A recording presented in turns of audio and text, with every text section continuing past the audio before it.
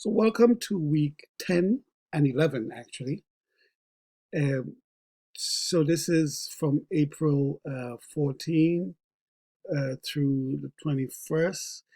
And the essential question today is the whole issue of development. What is development? And the second aspect, we'll be looking at tourism as a developmental, I guess, a means of production within development. Is tourism as a social, cultural, and economic phenomenon a suitable path of development for Caribbean countries? And Caribbean countries rely heavily on tourism, so we're looking at tourism as a developmental issue. So that's the essential question, and within this, we'll look at models of development. So tourism, as we know it, is generally as a social, cultural, and economic phenomenon, which entails that movement of people or to countries or places outside their usual environment for personal or business and professional purposes. So that's tourism. And development is like in a general sense, development includes the notion that uh, their cultures and traditions are respected within social framework of a particular country. So, to the people of that country, I guess the issue of development entails like that the cultures and tradition of that particular place is respected within the social framework of that country. So this utilization of natural resources is done with respect to its sustainability, with respect to thinking about the future. So that's what sustainability is all about. Cultural features of the population are respected. Social groups have access to organizations, basic services such as education, housing, and so on and so forth. So there are three basic models of development that we're going to be looking at. Um, so there is modernization theory, dependency theory, and then there's the whole world system theories. So basically, the countries of the Caribbean have, explored these three different models, and we'll go over that really briefly. So the modernization theory stipulates that all societies move through common stages, and is one of the things that we that are part of the whole neoliberal agenda.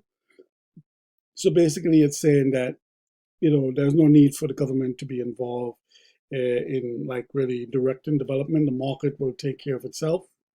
And to be modernized basically means that you move through these stages from underdevelopment, and as if like with magic, you will move towards a more modernized society. So they saying that the countries that are poor are not modern. The countries that are more advanced and modern. So modernization is seen as a particular state of affairs. Dependency theory is very different. Dependency theory is heavily influenced by Marxism, and the person that is most directly identified with is Andre Gunder Frank, a German economist. His main stipulation is that some societies are dependent on others in the global economy, and he examines or these people from that particular school of thought examine how that happens, right? And they trace it back to colonialism and neo-colonialism. These are things that we're familiar with from the past lessons, slavery, classic colonialism, how these societies became dependent. Okay, and then there's the whole issue of world system theory. Emmanuel Wallerstein is most identified with this particular, um, uh, theory. And basically, the main stipulation is that the global economy is organized into core semi-periphery, and periphery. Okay, so so countries like the colonizing countries are going to be considered to be the core. Then you have countries that are in the periphery. These are countries that are, former colonies and new emerging societies from those countries. So these will be the countries in the semi-periphery and the periphery. This is a basic definition. So let's look at modernization theory. Modernization theory, as I said, basically that societies go through these various stages, and so you have cultural change, invention, produce new ideas, objects, social patterns, and so on and so forth. And the idea is that countries will move from one stage to the next. So discovery, increase in life expectancy is change in society. So so the society, as more of these discoveries come about, and society is modernized or changed, you have improved the life expectancy and so on. And you also have diffusion. So you have invention, discovery, scientific and otherwise, and you have diffusion. Diffusion is the transference of cultural traits from place and or group to another, right? So the modernization theory look at places like Singapore. Singapore is a little island off the coast of Southeast Asia, particularly like around China and India. And Singapore is often uh, uh, touted as one of the models of this whole modernization theory. Um, the father of Singapore um, basically wrote this book that a lot of these modernization theorists, um, basically they use it as their Bible almost, and it's called uh, from third world to first world. Okay, but we don't have time to get into the details of this. And then we have development theory. So development theory was first as I said before, was first developed by Gunder Frank, Andre Gunder Frank. Frank's main argument was that in our interconnected, globalized world, some countries are winners while others are losers. According to dependency theory, people of lesser developed countries are not to blame for the failures of their societies to develop. Instead, he suggests that Western nations deliberately fail to develop these countries. He argued that historically, core nations such as the UK and the US, France, Germany, Spain, the countries that we looked at in earlier lessons that were colonizers, who make up the elite metropolis. And then you have the exploited peripheral nations by keeping them as satellite in a state of dependency and underdevelopment. People like Walter Rodney, ascribe to this particular view. Walter Rodney, Caribbean economist who wrote this book, How Europe Underdeveloped Africa. Dr. Eric Williams, Capitalism and Slavery. These are all part of this development theory. Okay, so developed nations become wealthy by exploiting the poorest nations and using them as a source of cheap raw materials and labor. So Gunder Frank claimed that this exploitative relationship was evident throughout the course of history. For example, the practice of slavery, which we went over, and in Western colonization of part of the world. And we also looked at how colonization impacted the Caribbean negatively, right, including language, imperialism, and so on and so forth that we looked at. So this was maintained into the 20th century through Western countries' domination of international trade, the emergence of large multinational corporations, and the reliance of less developed nations on Western aid. So oftentimes, these people from the development theory will examine the the nature of aid, and we will see that the aid is really a device that really even like cements further further dependency, right? And next week we're going to look at an example of that in the case of Jamaica. Um, this documentary by Stephanie Black called "Life and Debt." And it's something that it's a documentary that is very important, but it's also one that I had something to do with while I worked in the music industry at Island Records. I was one of the people that helped her source some of the materials, the music soundtrack for this particular documentary. And very successful documentary. Really gets to the really heart of this whole development theory in the case of Jamaica as a case study. Kind of the dependency theory or the development theory, as some call it, this perspective collapses all social, cultural, and institutional factors that mediate population-environment relationship into larger concept of development. So Frank's main argument was that in our interconnected, globalized world, some countries are winners while others are losers. According to dependency theory, the people of less developed countries are not to blame for the failures of their societies to develop. Instead, he suggests that Western nations deliberately fail to develop these countries, right? Um, so let's move to the next slide.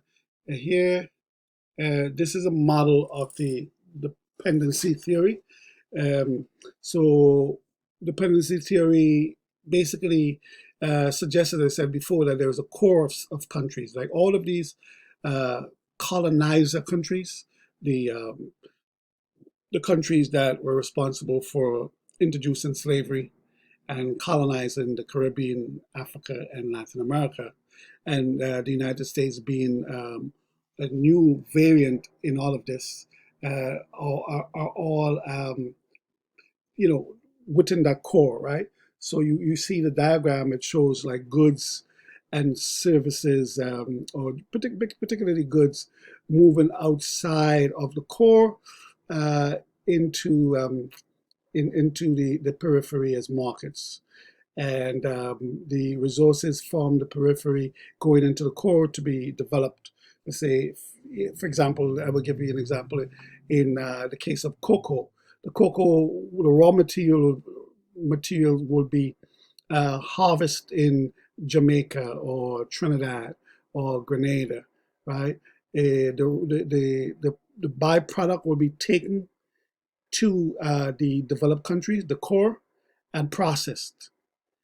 So the factories will employ workers from the core countries to develop products from the raw material, and then it goes back to the semi periphery and the periphery to be sold, to be purchased by people in those countries. So the when countries are colonized, it is not just about taking the land, right?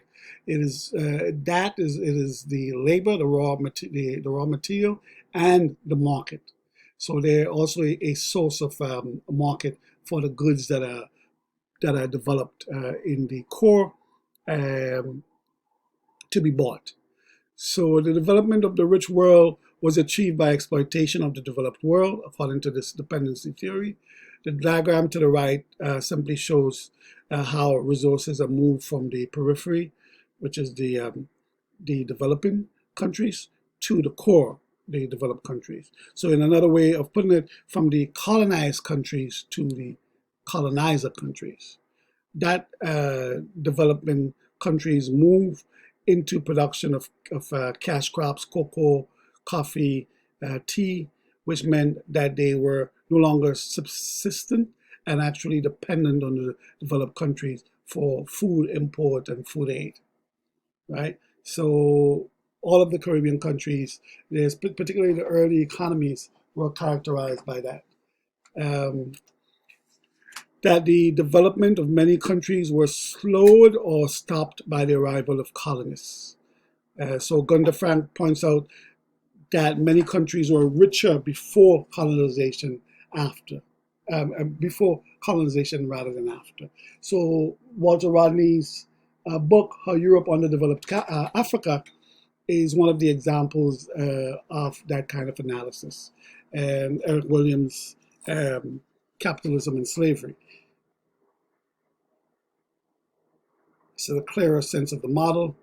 So the industrialized centers, US, UK, France, and all of the other colonizing countries, the industrial countries, um, the raw materials, food, and all of that were manufactured, were taken and then manufactured and returned back to the poor countries to be sold and bought.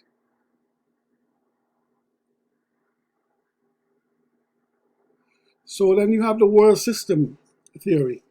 This asserts that a capitalist world economy has been in existence in the 16th century and before this global interdependence uh, did not exist. So basically, the world systems theory states that we are part of this whole globalized world, and basically, we are interconnected, and this benefits all of us. Further, the world system, people will argue that countries are forged ahead, creating a core region that result in the world being peripheral.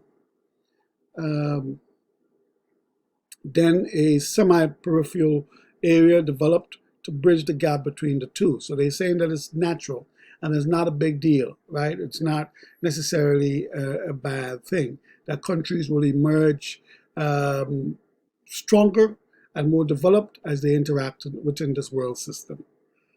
So the periphery became specialists in the primary sectors, while the core became specialists in the higher value secondary and tertiary sectors.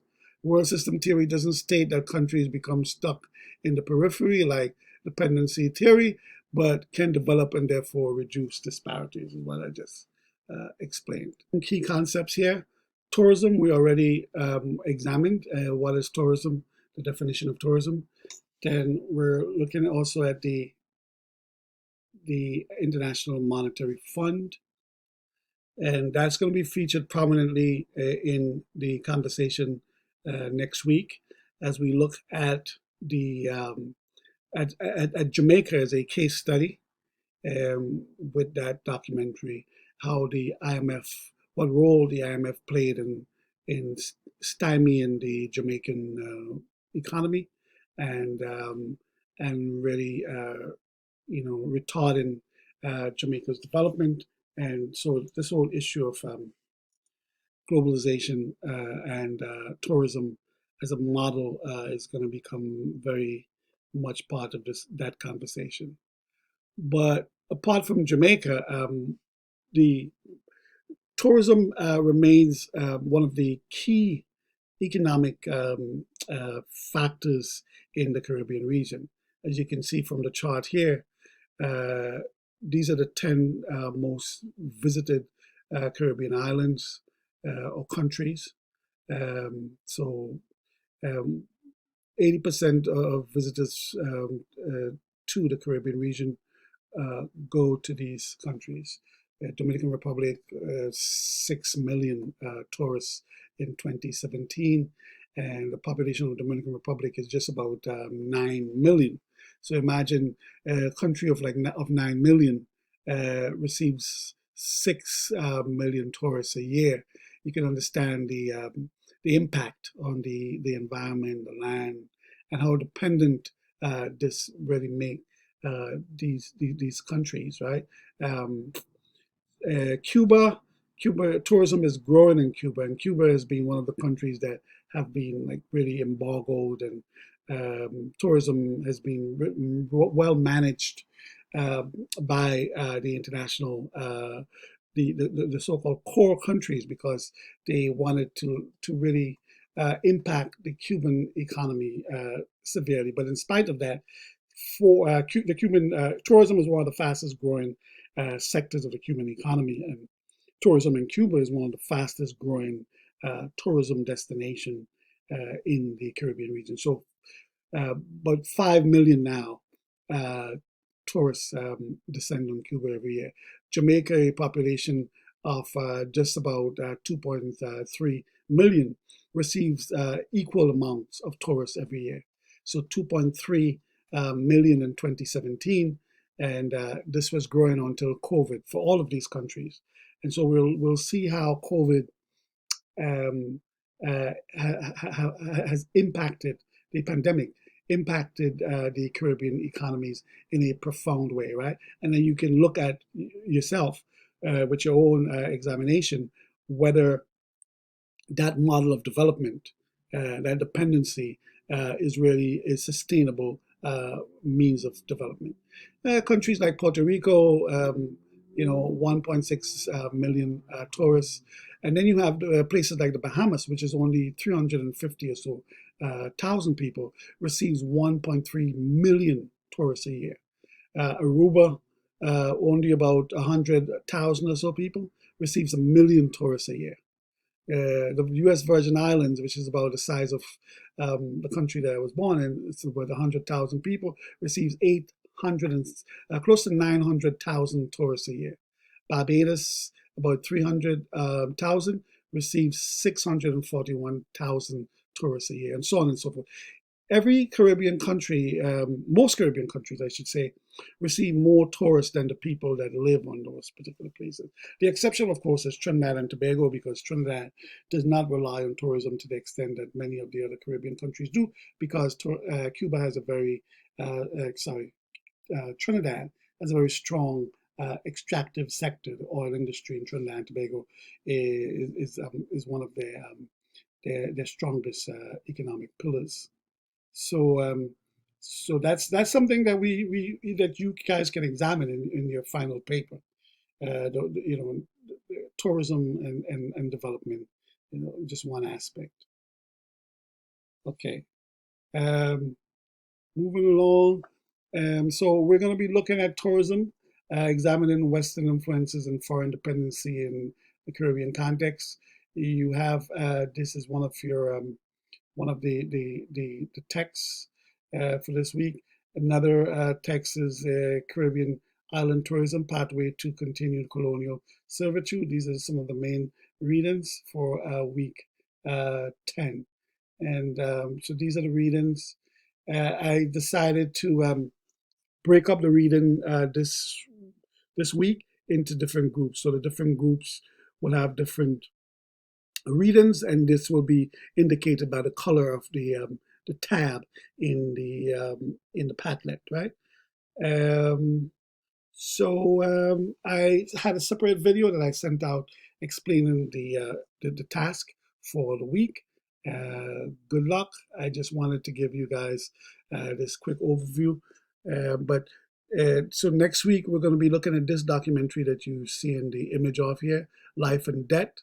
Um, and it really, as I said before, it examines Jamaica's development from these lens. So Jamaica, land of sea, sand, and sun, and a prime example of the impact economic globalization can have on a developing country.